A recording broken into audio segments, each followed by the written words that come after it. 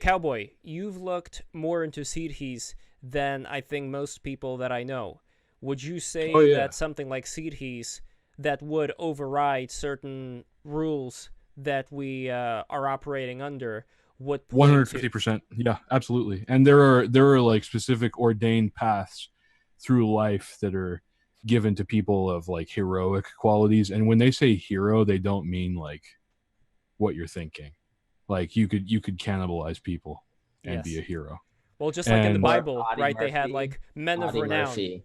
yeah, like there are, and the thing is that, as I was saying earlier, what's really amazing about the last, especially 5 years, is that the most obscure tantric stuff is coming to light now. It's finally being translated and it's finally accessible to English speakers. And it's funny that Wikipedia, you have like a page for the 64 sacred sciences, but none of them are clickable. So you can't go to any of those.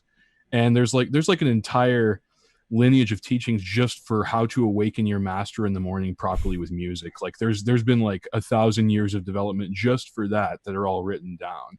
Or there's like how to one of the sacred sciences is like rumor finding or gossip finding, and it's really interesting. I would love to find what that, like, I would love to read the texts on that, because that sounds a lot like what I posted about psychogeography and urban exploration. Because if you're like, if there's like a sacred science or a tantric art of rumor finding and gossip finding, like that's what I picture, is if you're trying to find stuff in the local area and divine information, and you have all of these devas and devis attached to all of these different things, that's so fascinating to me, and I can't wait till more of that stuff comes to light. But even on the Hindi version of Wikipedia, it's even worse. The English is actually better than the Hindi wikis, like wiki pages. So where would the Because sources be then? What's the limit to how much that's we a already good have? question. So in order to even find like information about Chinnamasta beyond what was available and what I was taught, like what I was taught directly about her, I had to go into like deep into like HTML, ancient HTML, like Hindi web 1.0 sites, and there's like PDFs you download, and I had to like OCR scan it, and I had to go into a Discord and ask someone to translate it for me and all this other stuff. And it was just, like it's getting to the point that I'm going to have to learn Sanskrit in order to do what I want to do. Oh my So, god.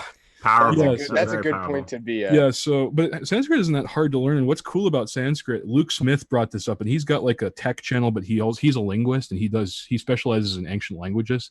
And he was talking about what the coolest thing about Sanskrit is that you can create words for modern technology really easily with Sanskrit, because you just combine words and the meanings like instantly communicated.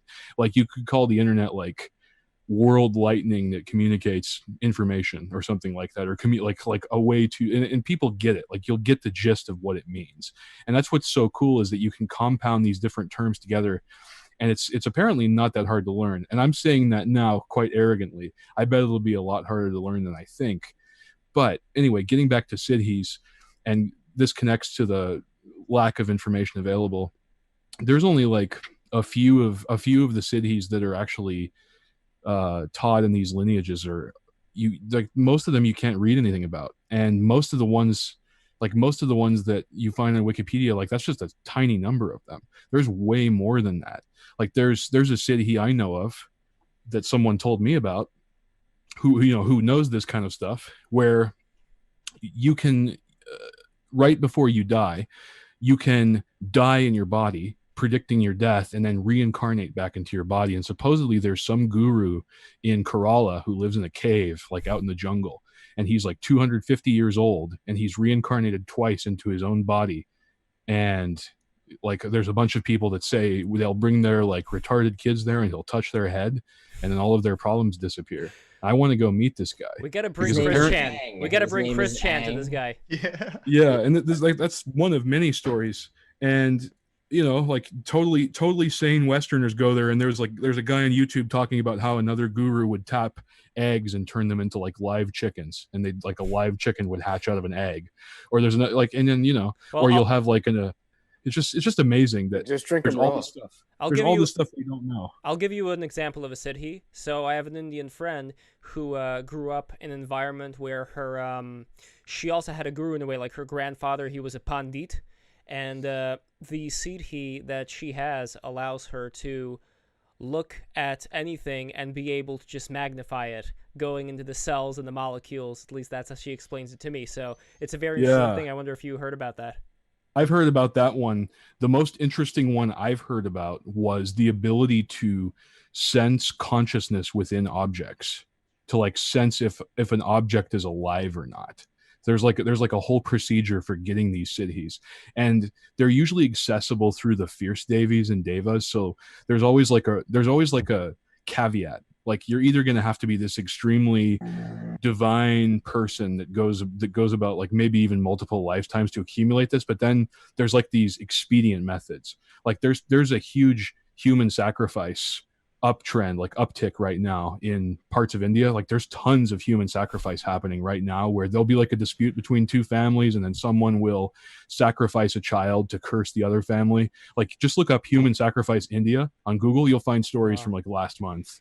There's tons of this shit happening. There's like an uptick in tantrics like doing their practices out in the open now, and that's like leading up to this whole, like, it's just all surrounding this eclipse and all this shit with China. It's insane, dude. Like, it's crazy that people are getting instantly deconditioned from humanistic reality just by reading the news. They're like just imagine being the average person reading about there's people doing human sacrifices in 2020. Yeah, we're not in Kansas anymore. I've been fascinated by the Aghori, the like left-hand path of Hinduism, and these guys, they like practice cannibalism, and they live in cemeteries, and they'll just cut like an arm off or something like that. And the idea is that like shocking your system like that breaks you free from dualism, and suddenly you can see the world as it truly is, which frees you from the time and space limitations, supposedly. And that's always been fascinating to me. There was a guy that reached out to me on Twitter named Vira, and I think his name is the same. I think it's a different transliteration of Viram, which is like the rasa of heroism, or like the quality of heroism. But this guy reached out to me and he was like, "Have you ever read like Dr. Svoboda's book on Agora?" It's my favorite book. Yeah, I said I haven't read it, and he said give it a shot. So if anybody else wants to read that out there, I have most of an audiobook of it on my channel, Yakov Alive. Oh, that's awesome, man. Playlist. There was an episode I remember on CNN with Riza Aslan, who went to visit these Aghoris, and they got very mad at him. Like, they thought he was very impolite to them. He ended up eating human brain, but at the same time, something rubbed him the wrong way. So one of the Aghoris flung his poo at him, and the entire crew ran away. Yeah. By the way, listen to the band Aghori, please. One of the best metal bands. There's supposed to be like medical side effects of eating too many brains. Yeah, prionic disease. You get prionic disease. Kuru, that's what. Prionic, is that a real thing? Is this just like prionic disease is real? Something? Yeah. Now, it's real. Is this human brains, or could it be like cow brains, for instance? It can even be human organs. It can be human organs too, not just brains. Because there's certain micro chemicals. I forget the exact thing, but there's certain neurotic chemicals that human flesh has, that like human flesh. But what about animal flesh, like cow brains, for instance? No, we don't. No, prionic disease doesn't generally come from eating animals, but there's tribes that have practiced cannibalism for hundreds or thousands of years have resistance to prionic diseases, and so they can get away with eating people, and they won't get the same diseases that someone from a society that hasn't cannibalized people for a long time will get. But what's so interesting about the Aghori is that there's this thing in India where in Western countries, you just like, there's this thing, you don't go to graveyards at night, and there's like a superstition around it that's like magnified by 10,000 in India, because there's this general belief that if you're in the countryside, you don't go to the cremation grounds at night, because that's like the domain of tantrics, and 99% of the practices and 99% of the gods that you worship, their abode is in cremation grounds. Like Chamunda, she's in fig trees, cremation grounds. Chinnamasta shows up in cremation grounds. Dhumavati shows up in isolated areas. Like, all of these tantric deities generally show up in these inauspicious places. And there's like this. That's what Svoboda's book is about. The left hand of God. He meets Tara Ma in a charnel ground. Yeah. Gives him a boon, and suddenly he's got all these cities. Yeah, that's. I can speak from firsthand experience. It's real, but the it's just funny that he's this Westerner, because I don't know much about him, because once again I haven't read his book. I learned this from a teacher, right? It's about his guru. Okay, that's really cool. Yeah, I'll have to check that out.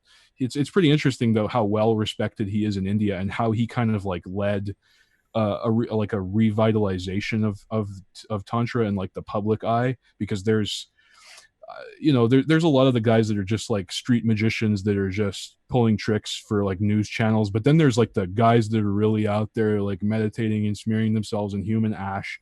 And there's a guy on YouTube, I'm going to link this to you later, Lev. There's a guy on YouTube he's not an Aghori, he's a different kind of tantric, but he live streams his rituals on YouTube, and he's got like 20 subscribers, and he does rituals on YouTube in cremation grounds at night. And you'll see like some people like come to the cremation ground at night while he's on video, and the videos are so pitch black and on a shitty camera that you can't really make out much detail. But one of the craziest things I ever saw in his live stream is that there was someone in the chat freaking out, and I was using Google Translate, and he was like guessing people's names and shit, and He was like flipping them out, and his eyes were like glowing on the screen, and he's like throwing ash at the camera, and I was just like, okay, that's guy's awesome. Crazy. He painted a pot with someone's wife's name on it, because she was he said she was a quarrelsome woman. And so then he broke the pot, and then the marriage was fixed. And I said I put the Sanskrit name Chinnamasta in there, and he kept going Jai Jai Chinnamasta. And he was like all hype man, because he could tell I was a Westerner. He could tell I wasn't from there. And I'm posting these like tantric deity names in there. He's like, you can just tell. He's like, oh shit. We should get a GoFundMe for this guy, so that he can get a Sony DSLR, which is really good at capturing in the dark. I'd be into that. And by the way, awesome. the reason why I was asking about beef brains, so over here, I don't know if you guys can see this. Ancestral supplements. Yeah. I love them. Yeah, They're guys, awesome. If you're watching this right now, the ancestral supplements people, if you're watching this right now, see what an amazing stream we do here. So become a sponsor. Dude, if we could get sponsored by them, that'd be awesome. Speaking of brains, I use desiccated livers all the time. Nice. Oh, they have a liver. They have a liver. Yeah, here, I'll show you. I'm gonna have to get this. But I was saying that you could get prion diseases from eating monkey brains, allegedly, like primate brains from like chimpanzees and such. That's what they say. Yeah, but I've never tried. Nah, that's a meme. I don't know about that. One of my best friends is. I'm just saying you probably could. But... I think what happens with prions, it usually comes from an organism that's genetically close to yourself, like mad cow disease came from cows that cannibalized other cows. So. Mm-hmm. You guys ever see those videos of Angela Merkel just having like shaking fits in public? Yes. Yeah. Child brains, definitely. Wait, now what about? It's nuts, man. What about Wendigo? Or Biden? The symptoms of prion disease is pretty much what Joe Biden demonstrates every time he's on camera. Now, what about Wendigo psychosis? No, don't research. Do not research. Do not research. I wouldn't worry about it. I wouldn't worry about it. I like that. It had kind of like a CIA agent vibe in a way. Like he just wanted to. I wouldn't worry about it. Like we know what we're doing. I legitimately believe Jordan Peterson has it though, and that's why he's in Russia. Makes sense. It does. Yeah, no, I think he really did contract it, because I don't know, just like the color of his skin and like how his health was in decline, and his like, I don't know, there's something creepy about all that. There's just something really weird about that whole situation. And especially that interview, eh? Yeah, I'm just picturing like he's in like a Russian hospital, and like the hit squad comes in, they're like hanging meat over his face, and they're like, if you tell us some secrets, we'll feed you this. Give us the names of these Canadian agents, and they're just like hanging meat over his head. Jordan Peterson did the Outlaw Pass. Don't research that, but it's true. The Dyatlov Pass? Is that what? Yeah, he was there. Oh. That was all him. Yeah. Yeah, they say it was a weather storm. Fuck that. It was some kind of crazy stuff going on. It was Jordan Peterson in his Wendigo mode. He had to. Yeah. Do you think he'll be cured and come back healthy? Yes. I don't know. Maybe he should try washing his penis a little bit. That scrub it harder. That's how Jordan Peterson won't eat an unwashed penis. That's the only part of a body that he won't eat. Now, are penises considered delicacies? Like, I know in China they have like some weird restaurant where it's like Bull tiger penis. penises and all that. I mean, they're all into like the fertility, like rhino horns and all kinds of weird shit. But I don't know, is there something to it, or is it just complete? Have you ever seen that Serpent ZA video? That guy that did like he did like the breakdown of how he thought that COVID started, and he like lived in China, and they've been sending like Chinese thoughts after him on WeChat to like try and get him to like send nudes and stuff because they want to like ruin his reputation. But that's right. The Chinese government, they control e-girls. Yeah. That's right. Yeah. Anyway, so he was in China, and he was talking about how some of the biggest culture shocks that he went through was he'd go into like a grocery store, and there'd be like a giant crane, like a huge crane, just a full bird in a jar, like in a preserve, and it would just be sitting in there. And then there'd be other animals in there. And he says there's a lot of people that really do believe it works. And there's a lot of businessmen that spend shitloads of money, like really, like really traditionally STEM oriented Chinese businessmen will spend like, $10,000 on some remedy. And there has to be something to it. And I know that there's other aspects of Chinese medicine that do work. So I don't know, man. I'm bullish on Chinese medicine. I think it's the real deal. And I'd be interested. Like if someone told me, hey, I'm going to pay $2,000, you can drink this crane juice, I'd go for it just to see what happens. Yeah. You guys ever go ahead? I have very little input on Chinese medicine, but from what little I've looked into it, it works. It makes sense. I verified it intuitively, and it is so far correct. Yes. You guys ever hear of John Chang? Oh yeah, the Chi Master. Yes. So yeah, he was using, and to me, it's basically a Siddhi. It sounds like he's connecting two chakras, and he's like creating an electric shock with his hands, and he's using it in like acupuncture and all of this. But there was like a Western film crew who was there documenting it, who were supposedly skeptical, but they felt it full force. And there's this scene where he lights a stack of newspaper on fire with just his hands, just like Hadouken, and it just lights up. And like I guess the implication is like you could kill a man with that, but it's like with that amount of attainment, why would you? And yeah, because you get to that point, it's like, well, but okay, but then there's some contrary information here, because there are people that have attained, and they attained it through murder. I know that's real. I know for a fact that exists. And what? That's the idea of the skinwalker. Yeah. The skinwalker is a great example of that. Well, and but in India there are initiations that involve killing like traditionally killing a Brahmin, for example. Like if you were a Shudra, if you were like the lowest caste or a Dalit or whatever, there was like a secret Matangi initiation where you would go and kill a Brahmin and then take his skull, and you would accept whatever penalty came if the law found you, but that you would essentially get all of these powers because she represents like outcasts, and she represents thieves. And in the modern day, she represents hackers. And there's a group of hackers in India who have a murti of her. They have a temple in their like hacker cave. It's a real deal. But anyway, so there's actual procedures for if you want to get this Siddhi, go murder this high-ranking official and then make his skull into an artifact. Yeah, I want to bring things back to John Chang for a little bit. So I don't know if you remember, Yakov, but at the end of the documentary, he disappears because he says he had a dream of his dead master who told him that he was showing off this forbidden knowledge, and that was something that was very against his practices. And I'm fairly sure Cowboy mentioned it before that he's not really allowed to talk about the ins and outs of what he's learned. Supposedly he was heavily chastised for it, and he felt very bad about it. That his guru, his master, that he felt that way, and yeah, he was very worried about it. It seemed like. Yeah. It's also not just chastisement, but speaking from experience, it's also protecting people, because there's some information that if you give like the most steadfast, patient person a little bit of information, the kind of like sweeping changes that you can unleash upon the world just by telling one person something is actually, it's not something to underestimate. Like if you just give someone a little piece of knowledge like that, it really does. It can do a lot of damage. And so it's not necessarily like you're even trying to be shady. It's just that when you learn something like that, you're like, what are the consequences of telling someone how to do this? because what's he going to go use it for? If he finds out that you can do X, Y, or Z to somebody's brain, like what's he going to use that for?